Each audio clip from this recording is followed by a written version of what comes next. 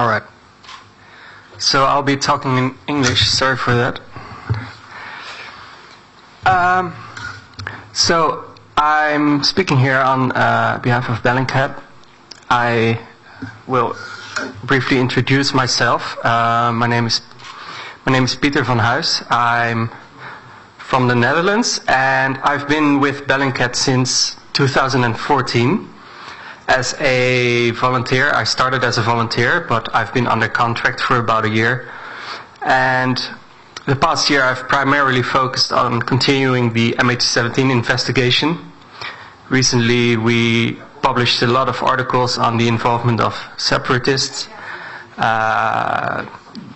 These were articles that I've written. And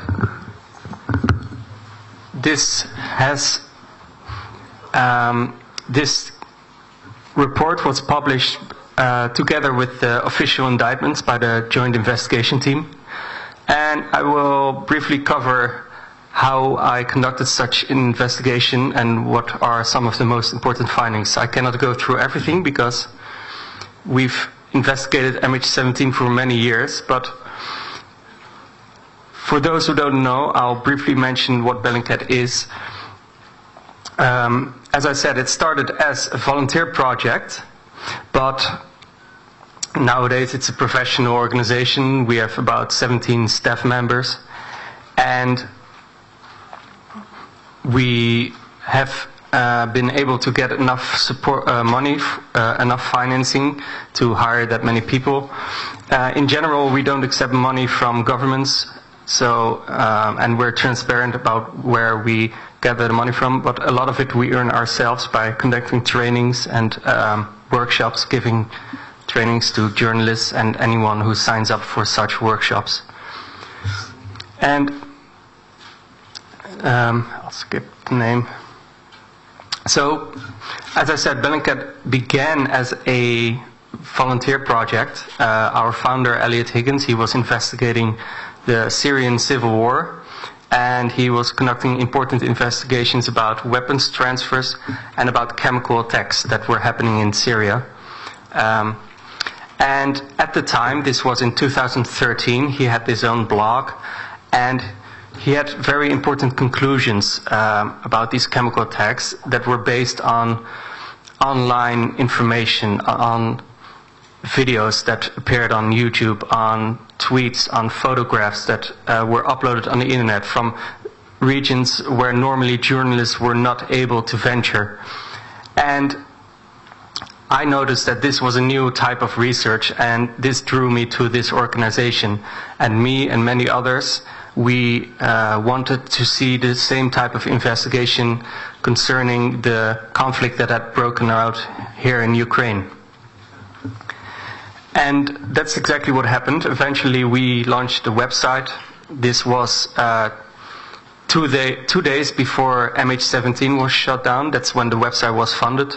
Some people who believe in all kinds of conspiracies have even alleged that that means we are involved in this crash. But that's not true. But so we became famous for conducting this research quite early on in this investigation, because early on in the early stage of the investigation, a joint investigation team was created with 4 countries, as you know. But this was a very new type of research, because a lot of the sources were from online. They were from the internet. And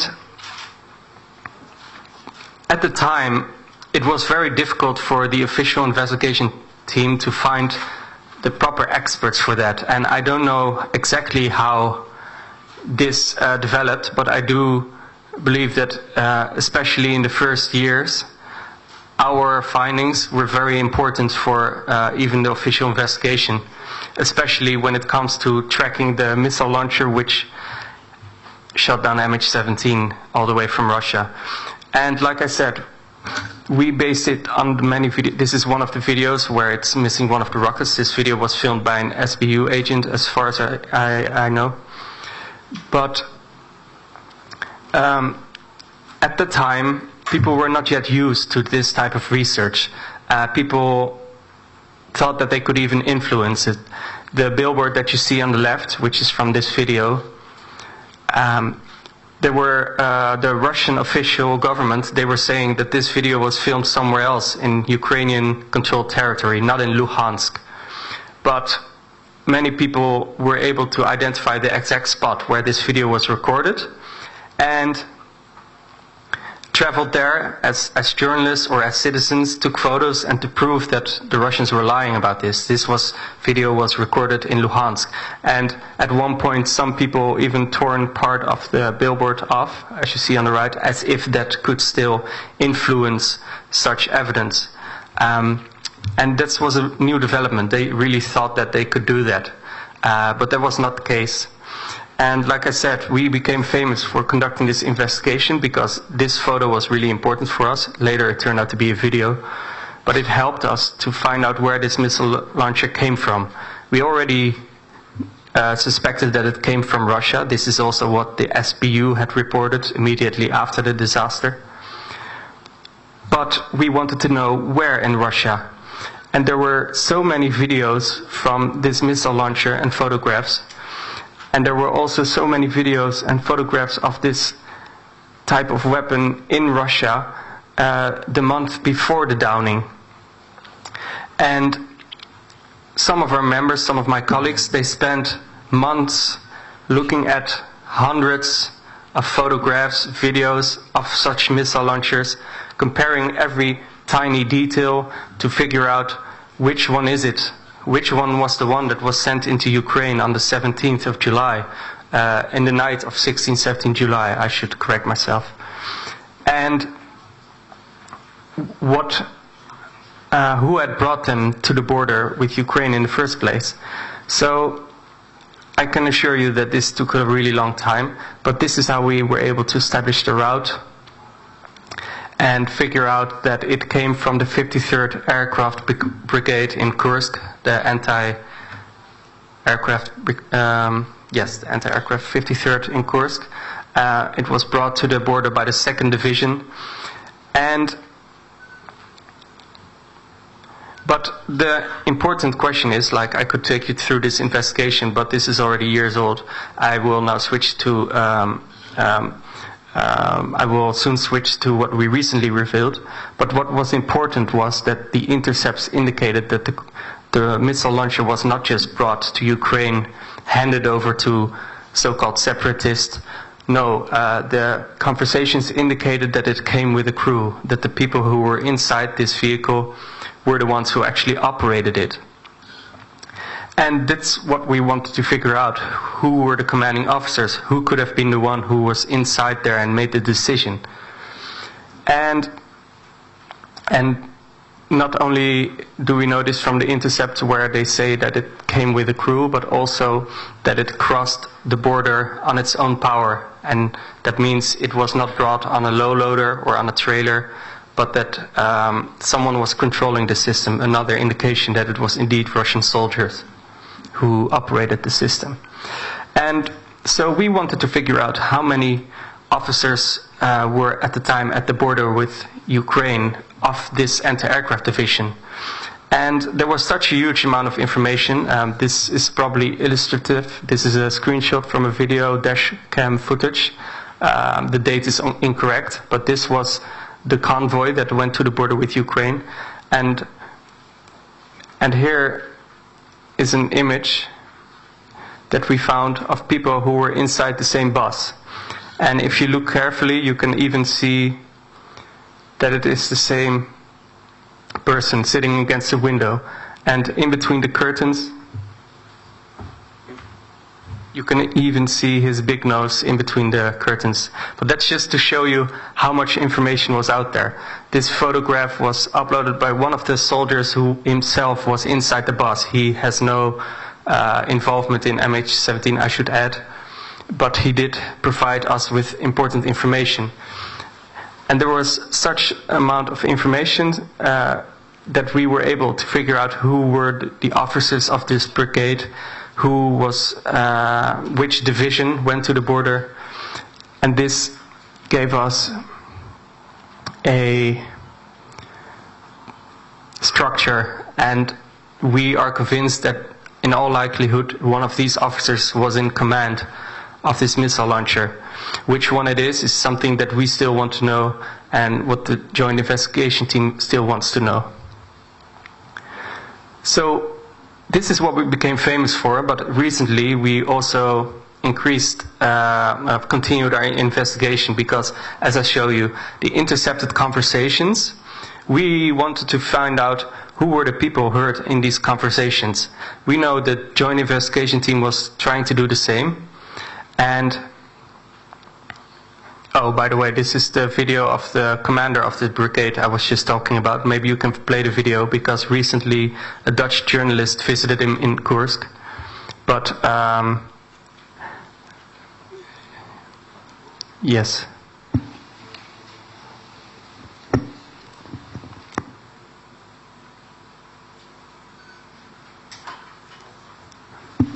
Unfortunately, impossible. It's not working? Alright, that's okay. This is just 1 minute. But there we see the commander walking, but he refused to answer any questions from the Dutch journalist. This was in Kursk, in Russia, recently. And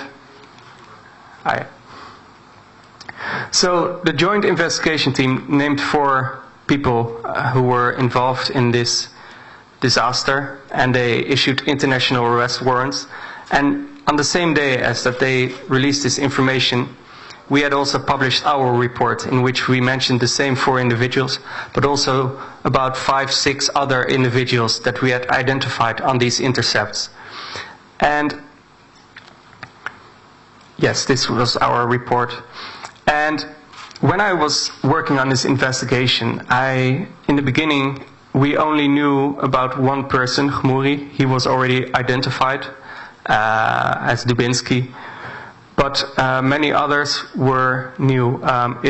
Right now, this should have been a bigger chart, but it's only showing the smaller chart. But we were able to figure out the command structure, who these individuals were, and I read a huge amount of posts that they made online. A lot of them did a lot of writing. My Russian is not very good, but a lot of my colleagues are fluent in it. And so I cannot play this video, unfortunately. Oh, we can try? Yeah. This was one of the intercepts, and this is actually how I started this investigation. Yes, it's working.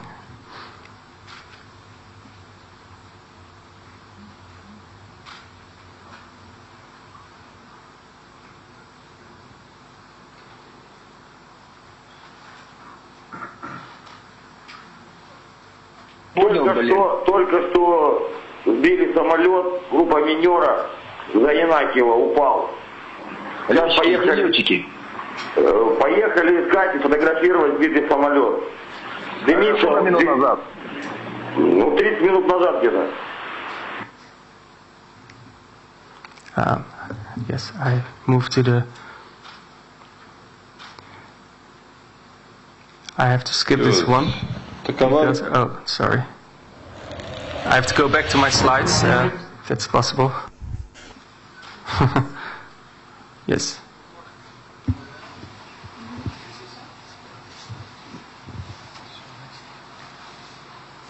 Okay, you can try. Yeah. Ah, yeah, it's working.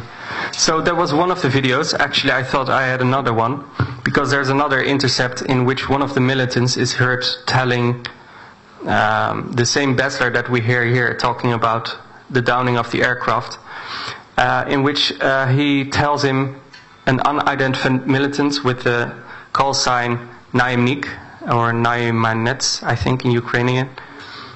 And I wanted to figure out, is this recording indeed related to MH17? And how I conducted this investigation, and this is a map made by me, but I figured out pretty much in the Donetsk region, I figured out where all the militants were positioned. Where would Bessler be, which was, of course, in Horlivka, because that was his headquarters. But the conversation that you just heard also indicated that, because he says that a plane has been shot down and it went down beyond Yenikiev. And from Horlivka, when you look at the crash site near Khabove, then it makes sense that he saw the smoke plume coming as if it were close to Yenikiyeve. And I wanted to find out the person who told him, hey, there's an aircraft coming, where would he be standing? And I figured out where the flight path was of MH17. This is the last point where MH17 was flying, the moment when the rocket hit the aircraft, and the crash site near Gabove. And down below is where the missile launcher was standing.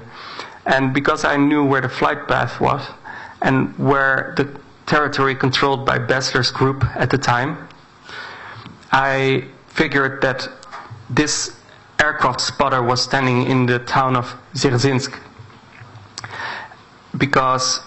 or he was standing in Ukrainian-controlled territory. That I didn't know, but I started looking first at Dzerzhinsk.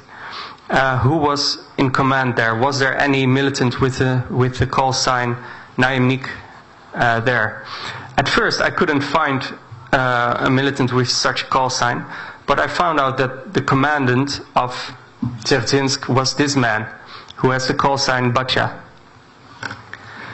But when I visited his personal profile on Odnoklasniki and Vkontakte, if I pronounce it right, then oh yeah, you can skip this video. Sorry. Yeah, there's no need because I cannot compare it. Yes. So, and then on this profile I saw that he called himself not by his full name, which was Stelmach, but he called himself Naimnik on his own social media profile. And that's when a bell started ringing. And when I compared his voice, because when you hear the intercept, unfortunately I didn't add it, but he has a very distinctive voice. He sounds very asthmatic, and there's no doubt, nobody doubts that it's him when they hear this audio file. And so for me this was important. It all made sense. Someone standing in Dzerzhinsk was looking at the sky, reported to Bessler, hey, there's an aircraft coming, and Bessler told him, okay, please report this information upwards. I still don't know to whom he reported it. I suspect that it was Khmouri or someone else from the GRU-DNR, the intelligence agency of the Donetsk People's Republic, so-called. And so for me that was a lot of evidence, and all the things that I found, I submitted this to the official investigation team long before we published. That's how we always did it, because we're not doing this for our own glory. We're doing this because we really want to find out who was responsible and how we can prove to the world what really happened. But he was not part of the official indictment. I'm not completely sure why, but maybe it's because when you spot the aircraft and report it as if it might be an enemy aircraft, that doesn't mean you're actually involved in the decision to shoot it down. And I'm not sure how much more time I have, but yeah, enough? All right.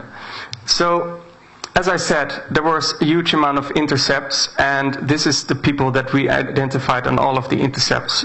There's only a few that we still don't know who the name are. When I was working on this investigation, I was already convinced that the joint investigation team knew who these people were.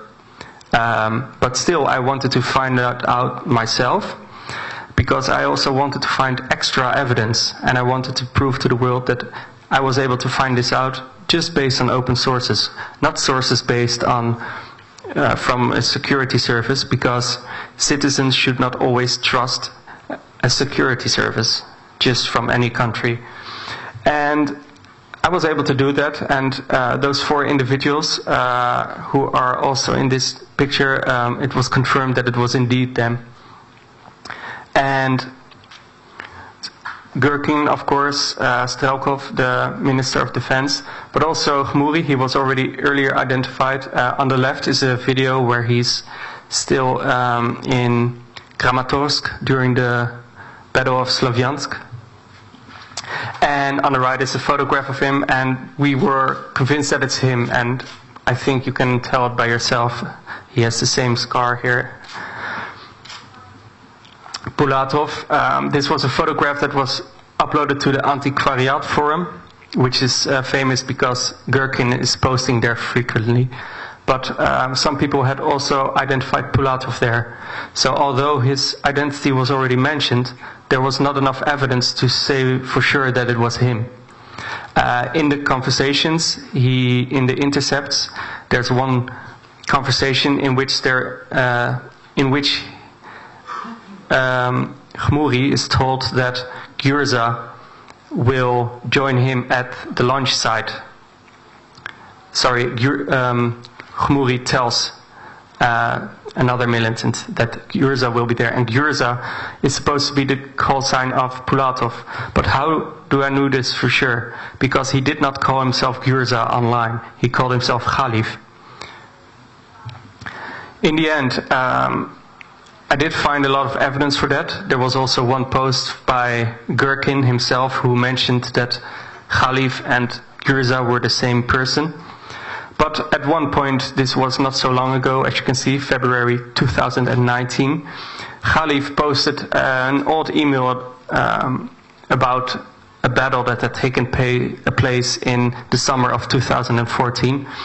And I always check for even the smallest details. So I visited this video and I noticed that it was uploaded by an individual, an Otno Knasniki, who called himself Saint Stalin, Svyatoy Stalin, if I say it right. That was his nickname, and there was no real name, there was no photograph of his face. But I began to study this profile, and then I noticed that at one point he identified himself on this photo, in this video. I immediately recognized this video. It was from one day before the MH17 downing, and he had changed his profile photo one day after the MH17 downing. So he identified himself in this video, and it linked the person with the call sign, or with the nickname Khalif, to the person with the call sign Gürza. For me, it suddenly made sense. Because I added the video, but I'm not sure if it's still here. Wait 1 second. Yes, this video. Hold on a second. Yes. Атаковали Мариновку, попытались перерубить коридор, который связывает южную группу противника с основными их силами. Ну, до конца не прорубили. Взяли 3 высотки и 1 деревню. Но до самой границы продвинуться не смогли, слишком большие у них здесь силы. Ну, видимо, 2 убитых и не меньше 15 раненых. В основном, к счастью, легко. Да, минуточку. А вот несколько... Минометная батарея обнаружена в кукурузе. Где? Уничтожить. Уничтожить. Окружайте, уничтожайте. Бросайте свою разведку туда.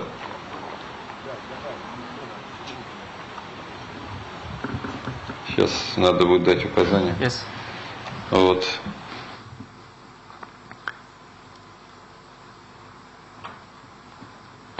Атаковали.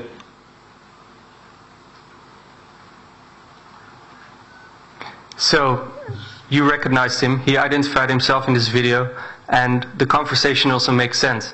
Because at the time, Gürza, Pulatov, he had the position of the head of the Spetsnaz group in the DNR, and he was under direct command of both Dubinsky, Khmouri, and Strelkov. And this was important for me because this video we had figured out where it was recorded. It was recorded very close to the launch site where the next day the Buk missile shot down MH17. And in the video, in the background, you also see a Strela 10 anti-aircraft launcher. So this missile launcher was actually replaced by the Buk missile launcher in that area the next day. And so these were the small details that for me were important. I figured that the joint investigation team already knew who this was, but I wanted to find extra evidence. I didn't know if they had enough evidence linking this person to the downing. His exact role in the downing is unknown. We only know the intercepts. I only know of intercepts that say that he would be at the crash site where he would help with guarding the missile launcher. But other than that, I have no information. But the other officers who were involved, who were near the missile launcher when the launch took place, they were his subordinates. So just based on that, I figure he was a very important figure. And he was also indicted by the GIT, so they are also convinced that he was important. So I can tell you many stories about all of these individuals, but there's no time of that, of course. But what I do want to mention is that to identify these militants was not the most important part of our research in the past. This was about tracking the missile launcher all the way from Russia, from the 53rd Aircraft Brigade in Kursk. And also we had previously already identified other militants. And this was a request posted by the Joint Investigation Team. They wanted to find out people with the call signs Delphin and Orion.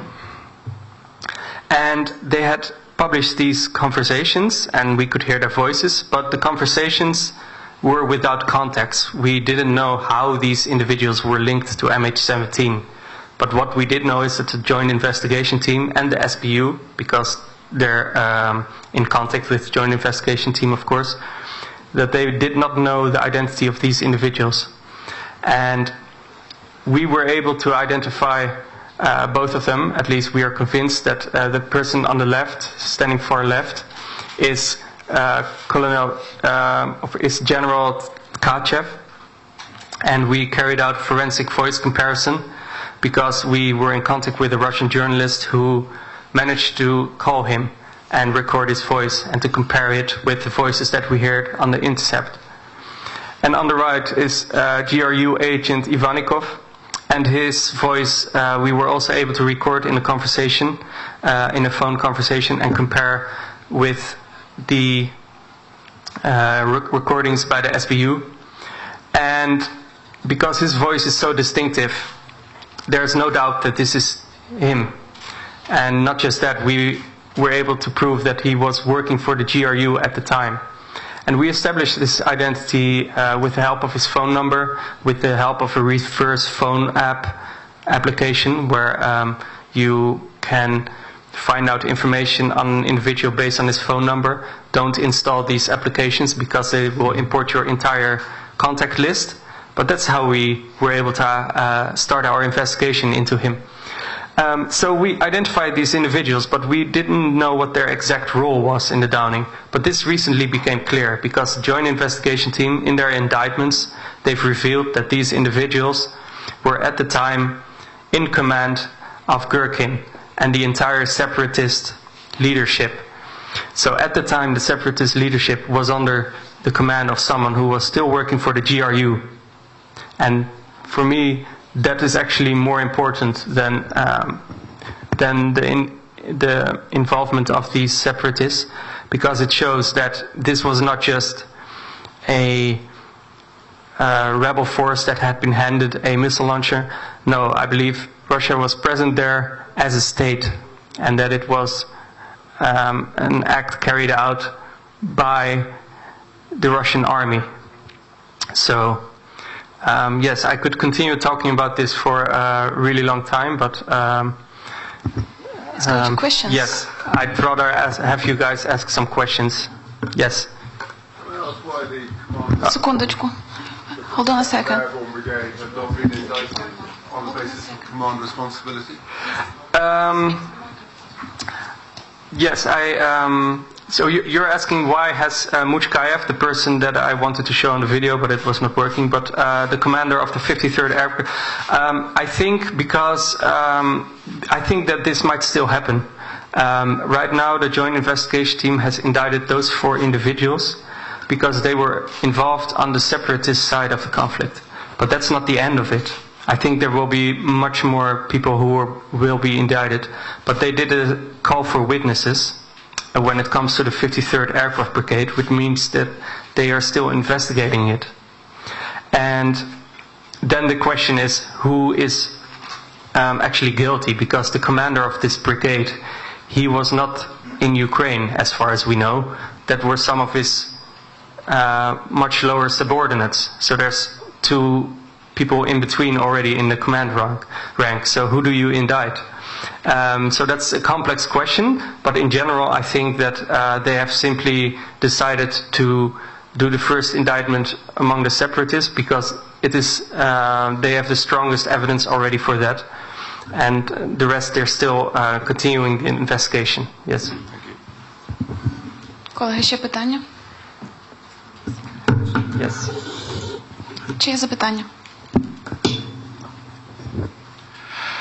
А скажіть, будь ласка, could you please tell me whether joint investigation team authorized you to carry out some investigation about those people extra to the 4 people which are already indicted?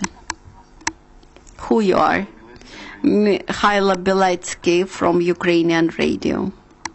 So I believe you're asking me what the joint investigation team has asked us to do. Well, that's a really short answer. They have asked us nothing because they're not allowed to ask us. That's their policy. We've always been in contact with the joint investigation team, but it's been a one-way contact. They ask us questions, we give them information, and we do have an idea of what they know because we've been following them for 5 years, but in general they don't give us information. All the sources that we have, all the research that we did was information that they had published online. So if they wanted us to do an investigation, like what we found out the identities of Delphine and Orion, then they would never say it like that. They simply ask the entire world, and we were the first one to investigate this. And so yes, that's the answer. Ще запитання, колеги?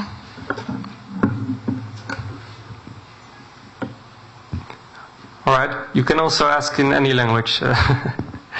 Small audience. Can you please tell us where can we find the presentation, like for all present? I haven't thought of that. But I would support everyone to go to Bellingcat.com. Also, if you only read, if you don't read English, many of our articles are also translated into Russian. Please follow us. We're always trying to expand or to have comments from people. And yes, thank you for that. Thank you very much. Колеги, наразі ми маємо перерву. Повернемося до роботи о 13:20. Dear colleagues, we will come back here at 1. Coffee downstairs, and we continue our work at 20 minutes past 1. Thank you.